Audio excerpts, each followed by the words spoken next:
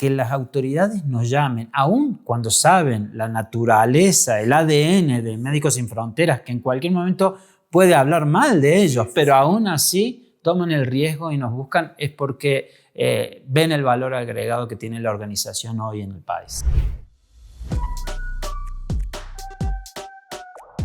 Los aniversarios nos invitan a mirar al pasado y darnos cuenta del camino que hemos recorrido. En este episodio muy especial, MSF cumple 40 años, que se dirá fácil, pero pues son 40 años de muchas problemáticas, de muchas emergencias y de mucha atención. Y bueno, en este episodio tenemos excelentes invitados, el doctor Henry Rodríguez, jefe de misión, el doctor Jorge Martín, coordinador de proyectos Ciudad de México, la ingeniera Maritza Méndez. Muchas gracias por acompañarnos el día de hoy. Un gusto. Gracias por esta invitación. Gracias. Creo que lo importante o el punto de partida es que Médicos Sin Fronteras llega a México en 1985, el gran terremoto. Todos, bueno, los que no habíamos nacido no lo recordaremos, pero hay una memoria histórica, ¿no?, muy presente. ¿Qué era Médicos Sin Fronteras en 1985? Y después tal vez contraponerlo con lo que es hoy, ¿no?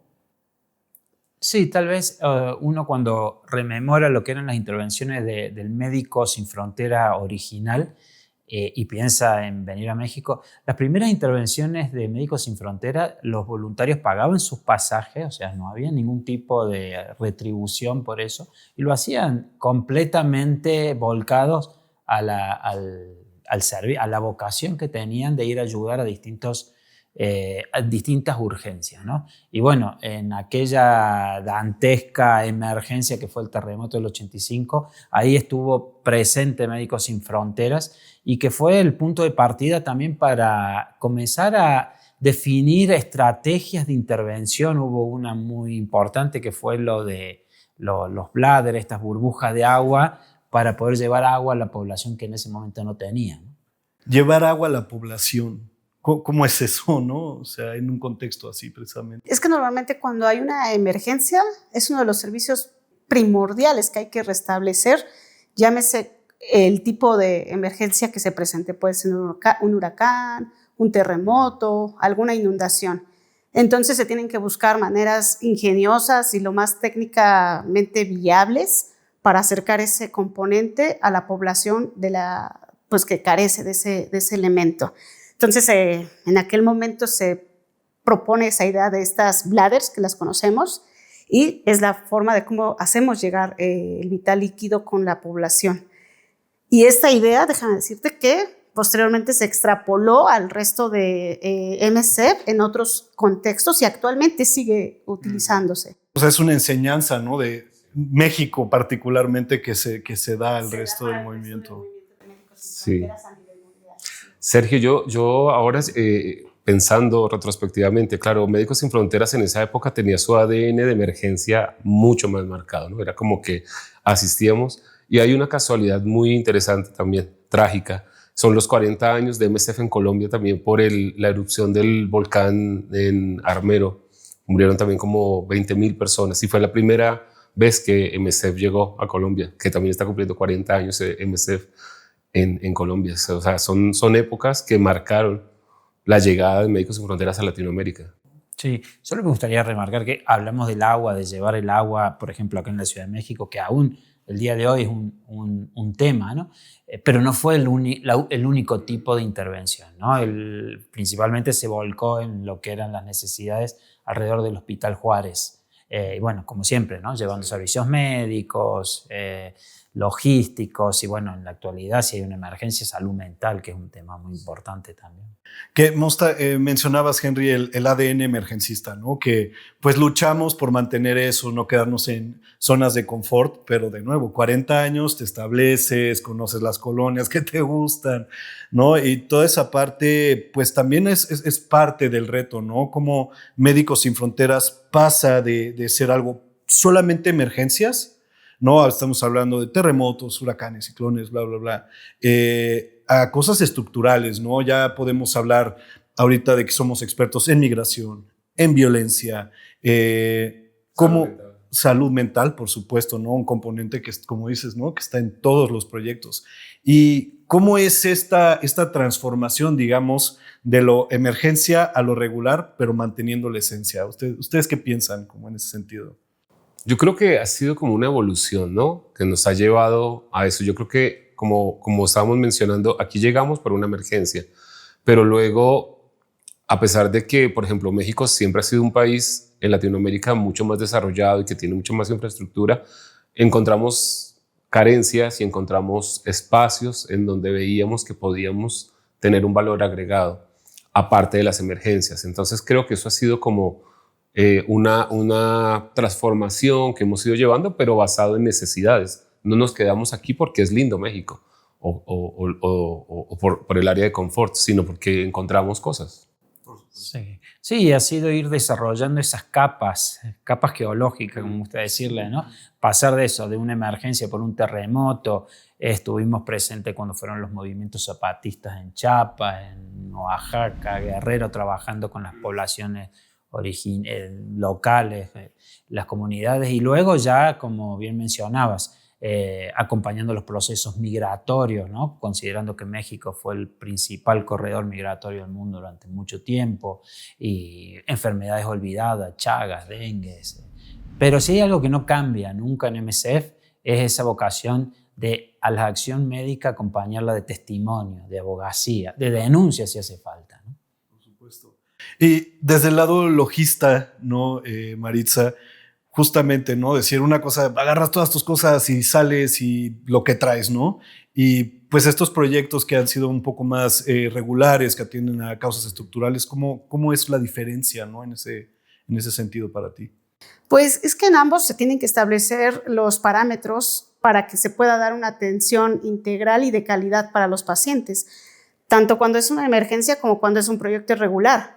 Lo que cambia es que en una emergencia tiene que ser mucho más dinámico y mucho más rápida la respuesta que tú tienes que dar conforme a un proyecto que a lo mejor lleva un periodo mucho más extenso de poderlo ir desarrollando, hacer el seguimiento. Entonces es la dinámica la que cambia, ¿no? Y los tiempos en los que tú tienes que reaccionar y responder para poner los parámetros y poner todo el equipo y todos los materiales necesarios para que el equipo médico conformado por psicólogos, doctores, trabajadores sociales, equipo de promoción de salud, pueda desarrollar sus actividades con los beneficiarios o los pacientes que tenemos. Claro. Y decías, por ejemplo, ¿no? de estas intervenciones en Chiapas, en Guerrero. Ahora tuvimos la experiencia de Hidalgo, ¿no? Pero un componente que tal vez nos cuesta o visibilizar lo suficiente son las comunidades, ¿no? Ya estabas diciendo, Jorge, ¿qué papel juegan las comunidades para que MSF pueda hacer una intervención, por ejemplo, en estos espacios, ¿no? Es muy relevante lo que dice. Y yo sí creo que a lo largo del año hemos ido mejorando las estrategias para trabajar con la comunidad. Y hay un hecho que para mí es muy importante, es que en todo este tiempo, sobre todo desde el 2010 al presente, que tenemos una presencia permanente en el país, forman parte fundamental de nuestras estrategias de seguridad. Es la comunidad en general la que nos protege. Y eso ha hecho de que podamos trabajar en muchos lugares extremadamente inseguros, pero que no registremos incidentes graves durante la presencia de MSF en México. Esto que dices, de verdad, a veces te preguntan, ¿no? ¿Cómo hacen ustedes para llegar a esos sitios en donde ni siquiera el Estado a veces puede entrar? Y pues es eso, ¿no? Yo creo que la aceptación, que la misma gente nos protege, la misma transparencia y la misma forma de trabajar que es muy empática, yo creo que eso nos abre las puertas y es nuestra seguridad realmente, ¿no? De ver, incluso cuando trabajamos en zonas que son muy afectadas por violencia, finalmente yo creo que nos observan mucho a ver qué es lo que hacemos y ven la calidad de nuestro trabajo y ven que somos una organización que no solamente dice que es neutral, imparcial, sino que lo demuestra. Y yo creo que eso es lo que nos abre las puertas y lo que nos ha permitido estar en lugares que nadie más puede estar. Nos protegen y nos ayudan, ¿no? También. O sea, que no es solamente que llegamos a dar el trabajo y nos fueran blindando, ¿no? Por ejemplo, en Chalco, ahora el proyecto está activo y ya llegó el líder comunitario, oye, mándales un WhatsApp, ¿no? Ahora la experiencia en Hidalgo, ¿no? Por ejemplo, Maritza, nos contabas mucho la otra vez en la oficina, ¿no? Sí, la propia comunidad y los propios actores que estaban alrededor de la emergencia eran los que nos estaban ayudando, porque realmente en una emergencia se vuelve demasiadas necesidades y hay pocas manos. Entonces es la sumatoria de todos los que estamos en ese momento, tanto población civil como otras organizaciones, para sumar, ¿no? Para buscar responder desde diferentes frentes a las necesidades que se están presentando. Y hay algo importante que debemos resaltar. Yo creo que también, en general, Médicos Sin Fronteras ha venido evolucionando mucho en la consulta a las comunidades. Antes es como que tú llegas con tu manual, con tu guía, vamos a hacer esto. A ustedes les hace falta el agua, lo que sea. No, ahora es un proceso consultivo. ¿Qué es lo que la persona quiere? ¿Qué es lo que la comunidad ve que es necesario? Y allí entra nuestra experiencia con el sentir de las personas y tratamos de hacer proyectos que sean mucho más apropiados por la comunidad y que no sea algo como impuesto por una organización que finalmente es extranjera o internacional y que no lo vean como algo ajeno, sino como algo propio. Sí, y forman parte de nuestros equipos. No solo nos enseñan a entender dónde estamos trabajando, pero también los integramos a nuestro equipo. Por ejemplo, mencionaba en Chalco, tenemos previsto incorporar agentes comunitarios de la comunidad de Chalco, porque es la mejor manera que tenemos para realmente poder llegar y a situaciones y a personas que de otra manera no lo lograríamos. No, y pueden ser pues, circunstancias también como muy complicadas, delicadas en cierto sentido. Me gusta mucho el tono de esta conversación porque también es muy autorreflexiva en decir Médicos Sin Fronteras no nació sabiendo hacer las cosas. No es una organización que nace no nace en Europa propiamente, pero es formada por europeos. Y esta transformación en el contexto latinoamericano, el contexto africano, el sur global, como dicen, pues también ha sido muy importante, ¿no? Y nosotros les estamos enseñando también activamente que, bueno, tú en Ginebra podrás tener una manera de hacer las cosas, pero acá es otra, ¿no? Wow, eso es un punto que además siempre es muy, no sé si polémico, pero siempre está por ahí puesto, ¿no? Que no adaptábamos a veces nuestras respuestas a lo que es Latinoamérica, y Latinoamérica y especialmente México es muy diferente a trabajar en el medio de África o en Asia o en el Medio Oriente. Totalmente diferente. No es ni mejor ni peor, es diferente. Y eso, para que se entendiera también en el concepto de Médicos Sin Fronteras, pasaron años para que generáramos nuestra propia identidad de latinoamericanos trabajando en Latinoamérica. Entonces es todo un proceso. Y un desafío adicional es, generalmente Médicos Sin Fronteras trabaja más en contextos rurales, pero incorporar las intervenciones al medio urbano, por ejemplo, acá en una ciudad como Ciudad de México, el Estado de México, todavía se hace un poco más complejo, ¿no? Y bueno, y como bien decía Henry, cuesta mucho a veces transmitir a alguien que no es de la región cómo son las necesidades, cómo es la forma de intervenir acá para tener un impacto, una relevancia en lo que hacemos. Hablábamos de las comunidades y también de las difíciles decisiones que se tienen que tomar en MSF. Y una de entrada es ¿qué lugar vamos a ir? ¿No? Sabemos que las necesidades son amplias. Por algo, MSF lleva 40 años en México, 40 años en Colombia, ¿no? Como decías. ¿Cómo se toman esas decisiones? ¿Cómo es un proceso de decir, aquí está la persona que más nos necesita? Bueno, por ejemplo, un buen caso es lo que mencionabas de las inundaciones que se dieron hace poco acá en México y que había que tomar una decisión a dónde ir, Hidalgo, Puebla, Veracruz. Y ahí fue interesante, ¿no? Con Marisa también, que estábamos en el equipo, decir, ¿a dónde vamos? Y busquemos un lugar que no esté tan mediatizado, que no haya otras organizaciones, donde haya ese vacío, ¿no? Donde también las capacidades del Estado en crisis en ese momento no estén tan presentes. Y yo creo que de hecho era un reto logístico, ¿no? Sí, totalmente. Llegar hasta allá, sí, porque las carreteras estaban totalmente interrumpidas, las comunicaciones, y había que buscar otros medios para poder llegar a las comunidades donde queríamos alcanzar para llevar la atención médica. Incluso, bueno, pues hubo un primer equipo que tuvo que desplazarse a pie por más de 8 horas caminando. Y en mula, ¿no? No, esto ya sabes qué fue, Eso ya que fue habíamos después, estado allá, para bajar. que estábamos ya directamente, digamos, en Huehuetla.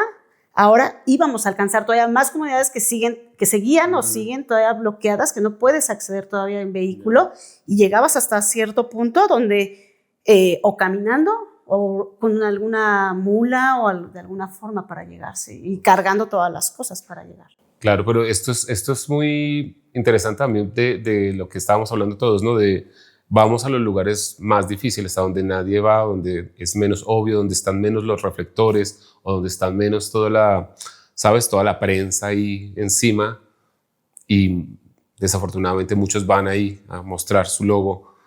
Nosotros vamos principalmente a los lugares que quedan olvidados o rezagados, ya sea por la respuesta estatal o por las mismas otras organizaciones, ¿no? Que a veces no tienen o la capacidad o no pueden llegar hasta allá por lo que sea. Que son históricamente no negligidos también, o sea, que hay estas brechas, que podremos hablarlo tal vez un poco más en mirada al futuro. Yo recordaba, Maritza, por ejemplo, la imagen cargando el helicóptero, ¿no? Porque un equipo, ¿cómo fue? Un equipo se trasladó a la comunidad y el otro equipo se quedó para cargar el helicóptero, ¿no? Sí, bueno, buscando las opciones, ¿sabes? Porque hubo opciones desde cargar, pasar a través de una tirolesa, pero por el volumen de lo que llevábamos era técnicamente no viable y con algún riesgo. Entonces la opción que nos quedaba pues era lo del helicóptero, y que fue pues el mejor medio para que llegara todo completo. Sí, a veces para llegar también a una población que tú sabes que tiene una necesidad, a veces tienes que utilizar algunas estrategias. Mira, te voy a contar un ejemplo, como lo que fue en Acapulco en el año 2013. Sabíamos que había una situación de inseguridad muy importante y de violencia que afectaba a las comunidades. Y al mismo tiempo había un brote de dengue. Si nosotros hubiéramos llegado con un proyecto directamente para asistir a víctimas de violencia o a sobrevivientes de violencia, realmente la comunidad se hubiera puesto en alerta, y sobre todo aquellos perpetradores de esa violencia. Vimos, por ejemplo, que ese brote de dengue era una oportunidad para entrar, para que la comunidad nos conociera y luego poder ir respondiendo a otras necesidades que íbamos. Y esto fue planeado desde un inicio. Eso fue planeado desde un inicio y es algo que se utiliza. Pero que igual era una necesidad, o sea, el dengue y la violencia, ¿no? Entonces, como todo ahí, pero es más médico entrar, obviamente, con el dengue que con la violencia. Que parte justo de la evolución que decimos de 40 años, pues tiene que ver con estos accesos, ¿no? Porque ya nos conocen, ha evolucionado el reconocimiento de la organización a través de los años, ¿no? Lo que tal vez era un sueño en 1985, en 1990 ya no tanto, y ahora es vamos a donde caigamos, ¿no? Casi. Sí, y en eso ahora vamos a donde creemos que tenemos que estar. En el 2010, cuando se abrieron las primeras misiones en este regreso, ¿no? Ya se había abierto la oficina, la situación de inseguridad también en ese momento no estábamos en capacidad para gestionar dinámicas que desconocíamos, ¿no? Estamos más acostumbrados a trabajar en áreas de conflictos armados más clásicos, ¿no? Pero lo que estaba pasando en México era muy desafiante. Entonces se comenzó a trabajar en el sur, en Tapachula, en Arriaga, en Ixtepec, porque de alguna manera entendimos que no era la misma situación que la frontera norte. Se tomó cuántos años en llegar, ir avanzando y haciendo proyectos en distintas partes hasta que finalmente llegamos a Reynosa, a Juárez, a Tijuana, ¿no? Bueno, son aprendizajes, todo un proceso. ¿Ustedes qué piensan? Sí, totalmente de acuerdo. O sea, es que yo he tenido la oportunidad de trabajar en México 2 veces ya, desde el 2014, mi primera etapa, mi primera reencarnación, como digo yo, y era una situación compleja por la violencia, pero muy diferente a la que estamos ahora, que también yo creo que es muy interesante como organización ver que cada vez te reconocen más o que te buscan, ¿no? Por ejemplo, nosotros ahora estamos empezando a hacer un proyecto en Guerrero, y es porque dejamos las puertas abiertas, porque nos conocen. La misma Secretaría de Salud nos ha llamado a pedir un apoyo. Hidalgo también te reconocen, Médicos Sin Fronteras, sí, por favor, vengan. Y así con muchos ejemplos. En salud mental creo que también la Médicos Sin Fronteras ha tomado un liderazgo muy importante, muy interesante, y estamos haciendo muchas cosas y nos están llamando a consultarnos. Trabajamos en tortura, no muchos trabajan en tortura. Entonces estamos creando una expertise, una experiencia que es muy rica para la organización, pero para dejar algo en México también. Sí. Yo siento que en eso que menciona Henry, que las autoridades nos llamen, aun cuando saben la naturaleza, el ADN de Médicos Sin Fronteras, que en cualquier momento puede hablar mal de ellos, pero aún así toman el riesgo y nos buscan, es porque ven el valor agregado que tiene la organización hoy en el país. Que es una de las partes también bien complicadas, ¿no? Que tal vez contrapone lo que hacemos en comunicación, ¿no? Con lo que hacen las operaciones en general.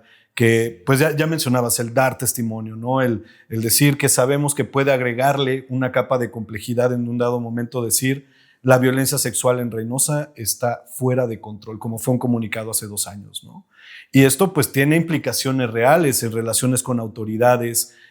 Tomar estas decisiones pues es simplemente algo consciente que tiene que hacer Médicos Sin Fronteras por mandato, pero también está la otra parte de nosotros en comunicación lanzaremos el comunicado, pero ¿cómo manejan la seguridad, por ejemplo? Pues es que se cuida mucho desde la parte de Médicos Sin Fronteras. No es el mensaje que des, sino cómo des el mensaje. Eso creo que también es importante señalarlo, el cómo tú transmites esos mensajes para no crear esas situaciones tensas que puedan bloquearte y demás.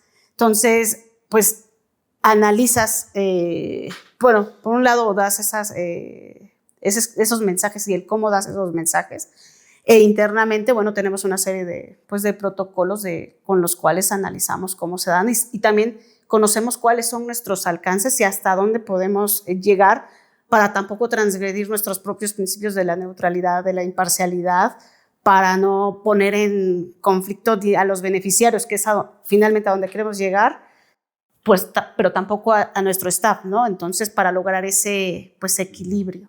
Sí, que ahí viene mucho el tema de la edición, ¿no? De la que luego nos quejamos. Perdón. Sí, ¿no? Y quería retomar el tema de los principios, ¿no? Que mencionaste la neutralidad, y quiero remarcar el de la independencia, ¿no? La independencia porque MSF trabaja con fondos propios de miles de personas que confían y de instituciones que confían en la organización.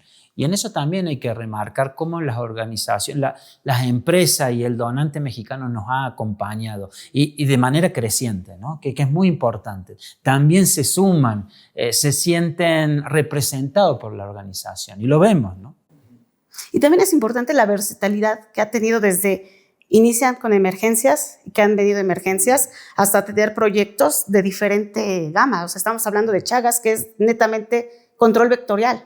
No tiene nada que ver con temas de violencia, ¿no? Como puede ser Acapulco, como puede ser el tema migratorio. Entonces se abre ese abanico de oportunidades y de expertise que va agarrando o va tomando MSF aquí en México y se va volviendo referencia a lo largo de estos 40 años. Quiero poner una nota al pie para la audiencia. Por favor, explícanos qué es el control vectorial. Bueno, es una enfermedad transmitida por un vector que puede ser, o normalmente es un animal. Y el animal te transmite a través de un virus o a través de una bacteria, pues a tu organismo te transmite algo y de ahí se desencadena una enfermedad. Entonces el control vectorial es la atención antes de la parte médica. La parte médica es donde se hace un diagnóstico, un tratamiento y se sigue a un paciente. Nosotros trabajamos antes de que llegue este vector o este animalito. Es preventivo. Exactamente, para reducirlo o erradicarlo, para que no haya esta transmisión, detener esta transmisión. Y hago esa nota al pie, muchas gracias Maritza, porque también es mostrar la amplitud, ¿no? De los proyectos. O sea, uno piensa Médicos Sin Fronteras y te imaginas acá lo que estamos diciendo, ¿no? Caminando el monte, ¿no? Llegando a donde personas no tienen acceso, etc. Pero también es esto, y también ha sido esto aquí, ¿no? Que creo que es algo también muy importante de resaltar. Sí, el proyecto de Chagas, por ejemplo, ¿no? Donde se trabajaba con el Departamento de Control Vectorial, estaba la misma también comunidad y se hacía un trabajo de técnico, específicamente con el equipo de control vectorial, pero también un trabajo muy fuerte de promoción de salud para trabajar con las comunidades para que conocieran y supieran cómo prevenir y cómo erradicar a la chinche besucona, así se le conoce, ¿no? La chinche besucona. Pero que además el ejemplo del dengue también en los juegos, también puro, o sea, un componente súper fuerte de control vectorial.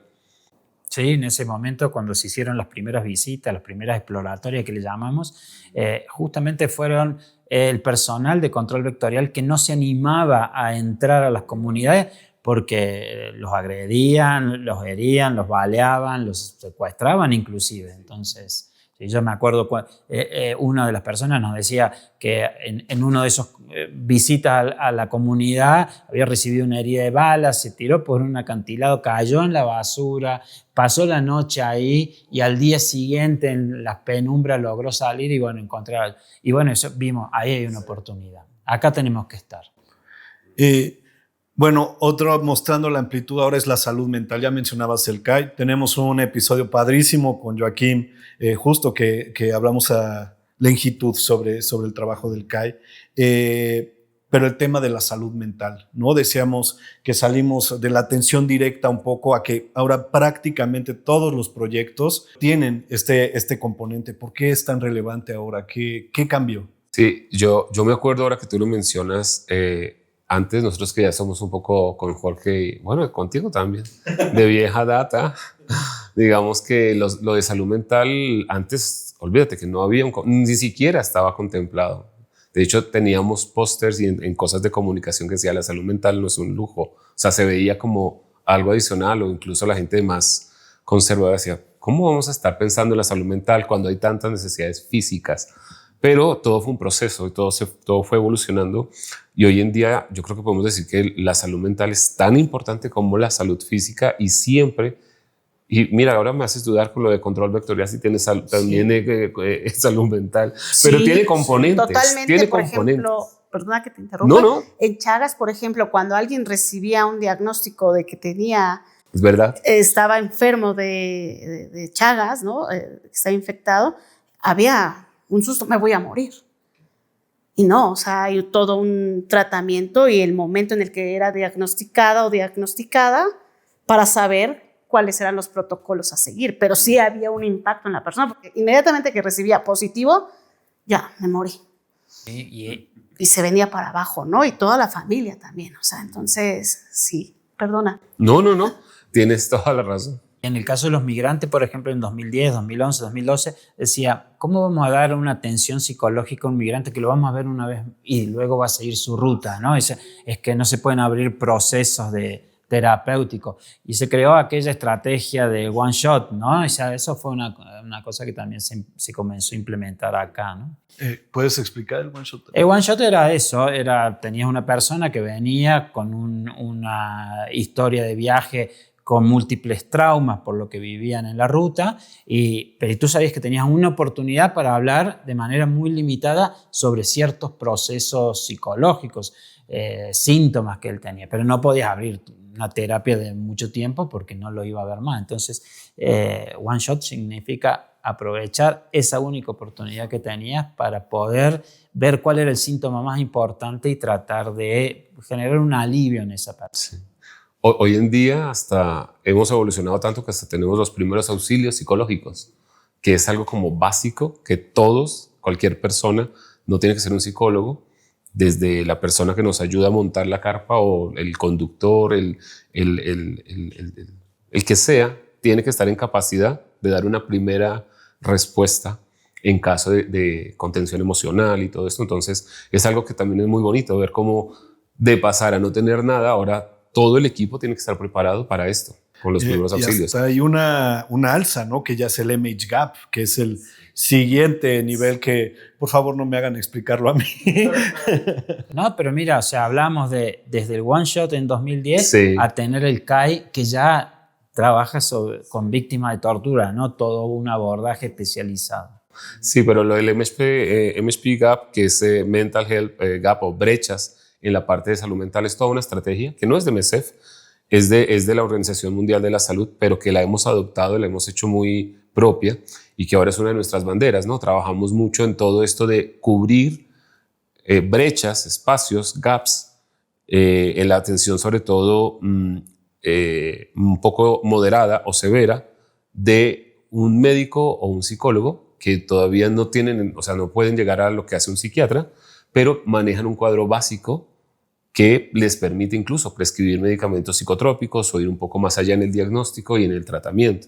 Entonces, eso también es todo un proceso de evolución, porque antes no podemos tener un psiquiatra en cada esquina o un psicólogo especializado en qué sé yo, y los médicos generales generalmente no estamos en capacidad de atender esto. O sea, es como que todo lo mental lo pasamos al psicólogo. No, con esa estrategia tú tienes que también manejar hasta cierto grado, tienes una forma de diagnosticar y de remitir, de identificar cuando ves una alerta. Es una estrategia muy interesante. Y también estrategias comunitarias, que también pasamos a otra parte, ¿no? Que ya se puede ver de manera integral el trabajo de MSF, porque pues está también trabajo social, está promoción de la salud, están estrategias comunitarias que llevan entre trabajo social y el equipo de salud mental, ¿no? Mediación cultural. Mediación cultural, por supuesto, que fue la portada de nuestro reporte anual, dicho sea. Sí, muy interesante porque también nuestros mediadores culturales nos permiten acceder a una población que no habla español, ¿no? Entonces, de otra manera sería imposible y tienen esa cercanía con la población que asistimos. Sí, ¿se entiende lo que es mediador cultural para todo el mundo? Lo explicamos brevemente, ¿no? Yo creo que lo podemos explicar ligeramente, que no es un traductor, es una persona que nos ayuda a hacer una interlocución con las comunidades que atendemos, ¿no? Exactamente, lo has dicho perfecto. Y es lo único que nos ayuda, y lo has dicho tal cual es. Y nos ayuda en la parte logística, en la parte médica, en todos los ámbitos. No es solamente una persona que está contigo en la consulta. O sea, que realmente es también algo que te da mucho valor, ¿no? Porque te genera esa parte de culturalidad o de interculturalidad. Y a nivel de aprendizajes, porque tocamos muy rápidamente justo este gran aprendizaje que le dio México al movimiento, me gustaría saber si conocen más. Tienen trayectorias muy amplias, ¿no? Y también ustedes mismos, habiendo tenido trayectoria en México, se llevan cosas a otros contextos, ¿no? Por poner un ejemplo. Bueno, yo me acuerdo también cuando fue la pandemia de COVID, desde la Oficina de Médicos Sin Fronteras en México, al principio se apoyó lo que era una intervención que se hizo de manera virtual en toda Latinoamérica, ¿no? O sea, cuando se cerraron las fronteras y no se podía viajar, profesionales de acá, que trabajan en la organización, brindaban un apoyo virtual a distintas partes en temas de, por ejemplo, lavado de manos. Higiene. Sí, en ese sentido, pues sí, todo lo que tenía que relacionado a la seguridad e higiene para el manejo de los pacientes y de todo el espacio, los hospitales, clínicas que atendían pacientes con enfermos de COVID, ¿no? Entonces se hizo todo esto. Acá se construyeron en Reynosa y en Matamoros canchas de básquetbol, se convirtieron en espacios para atender pacientes infectados con COVID, y eso mismo se replicó, por ejemplo, en Tegucigalpa. El mismo modelo fue replicado y construido en Tegucigalpa con las camas, con los concentradores y todo lo que hay alrededor de la higiene dentro del covitario, pero también la higiene, si tú ingresabas a esta zona del covitario donde estaban los pacientes, a tu salida, los protocolos, el paso 1, paso 2, paso 3, para asegurarte que salieras limpio hacia pues, otras áreas, ¿no? que estaba muy regulado, ¿no? Todo esto. Sí, y por ejemplo se hacían visitas, o sea, en poblados remotos de otros países se hacían visitas remotas, ¿no? Con el teléfono iban mostrando los lugares y de acá se daba la asesoría logística como para poder implementar estas medidas.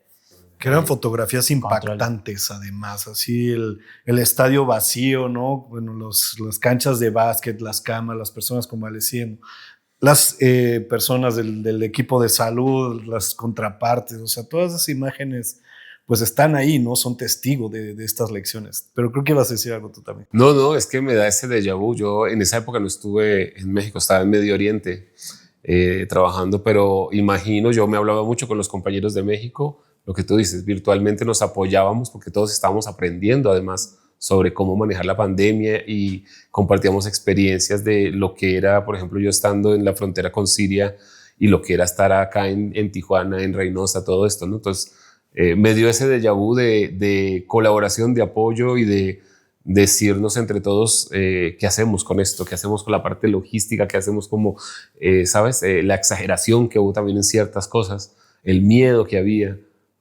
Fue una época, parece que fue ayer. Y pues ya tal vez un poco a un nivel personal, ¿no? Porque pues al fin de cuentas, ¿qué es el trabajo humanitario? De hecho, sin empatía, sin un involucramiento emocional realmente profundo, ¿no? Con las poblaciones, con personas específicas. Ahí tal vez como que lo separaría para que pensara cada uno y pudiera contarnos de algún paciente, una comunidad que hubieran conocido en todos estos años. Memorias. A ver, ¿quién tiene mejor memoria?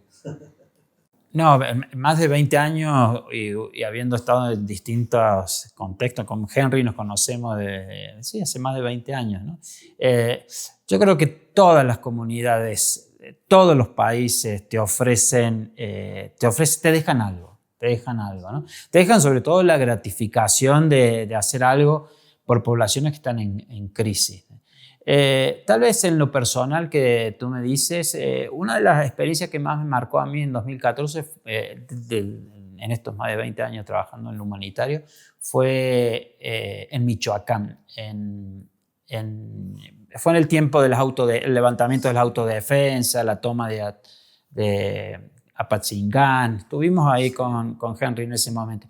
Y tal vez fue de las que más marcó, porque a veces cuando uno va a trabajar a otros continentes, las barreras culturales son mayores, ¿no? Entonces, si bien uno tiene proximidad con la población, a veces no tiene tanta cercanía cultural.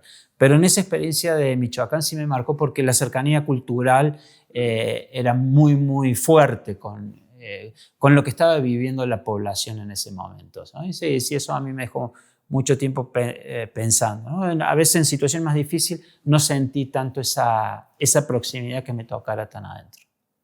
Sí, yo podría decir como extranjero, pero también que a mí lo que más, no tendría un paciente, pero a mí lo que más me ha marcado tal vez es ver la solidaridad del mexicano. Por ejemplo, me tocó vivir el terremoto del 17 y ver esa movilización y ver cómo todo el mundo quería apoyar, ayudar. Fue muy lindo, o sea, realmente fue increíble. El puño cuando lo levantaban, ¿no? Y silencio total, porque a lo mejor había alguien. Sí, a mí eso me marcó totalmente, ver cómo los mexicanos realmente mostraban esto, ¿no? Esta solidaridad de gente que no tenía ninguna formación realmente en atención, ¿no? Pero tú como mexicana yo creo que también lo puedes vivir muy orgullosa, ¿no? Totalmente, en cada una de las intervenciones de emergencia o incluso en los proyectos regulares, la aceptación de la gente y esta colaboración, y que incluso ellos dentro de estos desastres y que la están pasando mal, salen con algo para darte, porque dicen, bueno, vamos a compartir. Tú dices, pero híjole, ¿dónde sacan tanta resiliencia, el querer dar? Y a veces es penoso, ¿no? Pero bueno, creo que lo mejor es recibir, ¿no? Porque ellos te lo están dando de corazón y es lo que tienen para darles. Y hablando de esto, por ejemplo, a mí me tocó en alguna intervención que íbamos apenas a abrir un proyecto, iba un equipo pequeño y estábamos montando apenas las carpas, o sea, no teníamos ni oficina, no teníamos nada. Llegamos, estábamos montando, estaba haciendo unas primeras charlas de psicología social, pero hay un espacio que se queda con niños porque sus mamás está atendiendo y de pronto piden pues apoyo, ¿no? Y de pronto, pues ven acá. Y yo así como, ¿yo qué voy a hacer? Yo soy loquista. No, esto.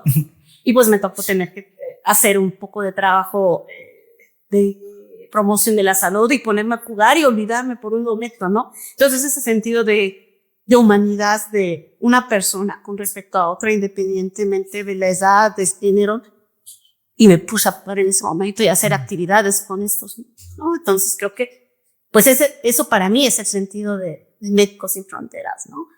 Un humano hacia otro humano, que por algún momento convergemos en ese espacio, en ese tiempo, y nos ayudamos. Y ahí está. Acabaría el podcast ahí, pero no puedo. No, es totalmente Es que es muy emocional, es un trabajo muy emocional en muchos sentidos. Y precisamente, ¿no? Como pensando en esta nota de cómo nos interpela, cómo nos sentimos, cómo recordamos rostros, cómo recordamos personas específicas, también es difícil decir adiós, ¿no? Y la naturaleza de la organización lo demanda constantemente, ¿no? ¿Ustedes cómo viven esa parte? Yo lloraba siempre, cada vez que me iba, terminaba, era el momento de separación, ¿no? O del avión, era cuando ya descargaba y realmente lloraba.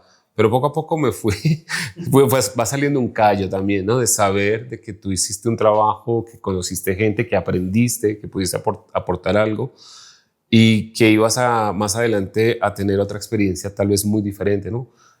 Trabajar en Médicos Sin Fronteras te da privilegios enormes, ¿no? Trabajar, yo he estado en el Amazonas, en desiertos en África, en Medio Oriente, en lugares que yo jamás hubiera podido soñar ni estar como médico, ¿no? Y me lo permite, entonces es realmente crecer como profesional, pero crecer como persona y entender mucho más la vida, si se quiere decir, de ver los puntos de vista tan diferentes o la forma de ver las cosas de otras personas, de otras culturas. Eso es grandioso.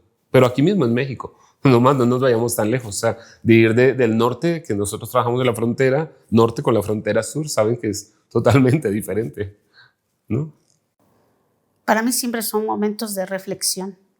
Una vez que cierras, de decir, bueno, lo hicimos, valió la vida, el esfuerzo que se hizo para llevar lo mejor que podíamos dentro de los medios que teníamos a la población.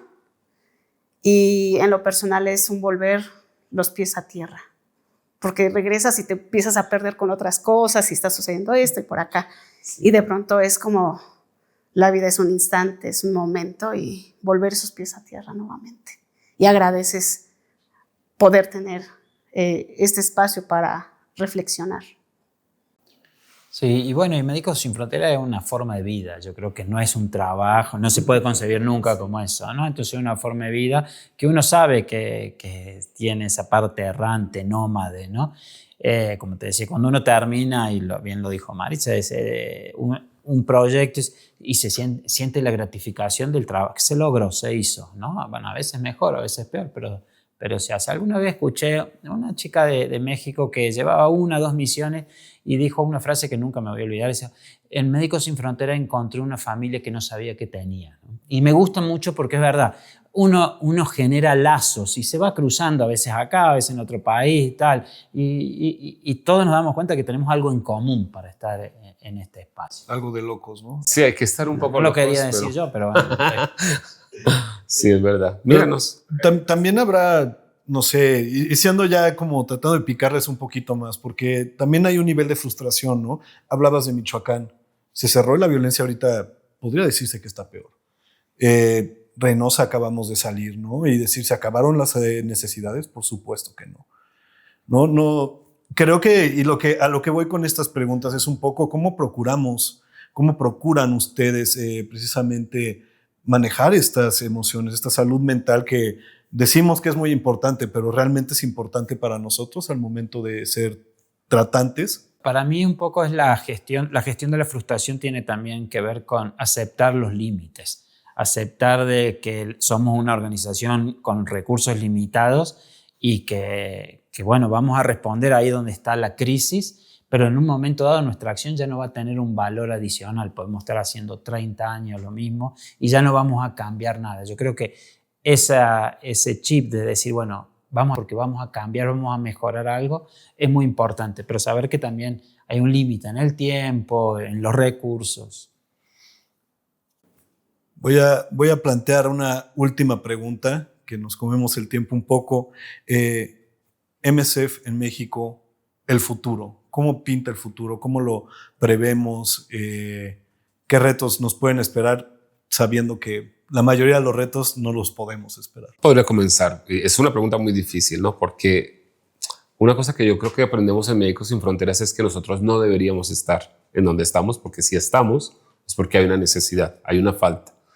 O sea, que el perpetrarse también o quedarse tanto tiempo en un lugar significa que no has logrado todo o que siguen habiendo tantas brechas o sigues encontrando tantas cosas que es algo de nunca acabar. Pero yo creo que aquí, como hemos hablado durante todo este espacio, hemos ido evolucionando, hemos ido cambiando, hemos ido reinventándonos de alguna forma, y yo creo que Médicos Sin Fronteras en México tiene un potencial que se va a ir adaptando, como nos hemos adaptado desde la emergencia del terremoto del 86 hasta ahora. Yo creo que pues todavía nos queda mucho terreno por recorrer y hay muchas cosas interesantes en las que todavía nosotros podemos aprender y podemos aportar. Maritza. Pues yo me quedo con esta palabra de la versatilidad que se ha mostrado desde que llegamos en el 85 con el terremoto hasta el día de hoy, y cómo hemos ido cambiando como organización en las intervenciones diferentes que hemos tenido. Yo así lo sigo viendo, con esa versatilidad, con esa flexibilidad para mirar hacia otras propuestas donde podamos nosotros aportar algo, ¿no? para la comunidad aquí en México. Y yo me siento muy optimista con Médicos Sin Fronteras en México. Creo que es no solo un espacio donde podemos llevar ayuda, pero también seguir aprendiendo de aquellas fotos en blanco y negro de Médicos Sin Fronteras en México a lo que es hoy, a lo que aporta, primero que nada, el movimiento, ¿no? Médicos Sin Fronteras es un movimiento global y de acá es un espacio donde se puede innovar. Es un espacio muy fértil para innovar porque tienes una serie de recursos que en otros lados no tienes. Y creo que esa es la dinámica que tenemos que seguir impulsando, manteniendo ese espíritu emergencista de la organización y esa capacidad de hacer abogacía, ¿no? De seguir hablando por aquellos que no tienen voz, ¿no? Muchas gracias. Pues, doctor Henry, doctor Jorge, ingeniera Maritza, muchas gracias por acompañarnos el día de hoy. Esto fue el podcast de Voces del Camino, edición especial de México 40 años. Si quieren conocer más sobre nuestras actividades, no solo en México, sino alrededor del mundo, Latinoamérica, África, Asia, síganos en redes sociales, msf.mx. Y muchas gracias por acompañarnos. Muchas gracias. Muchas gracias.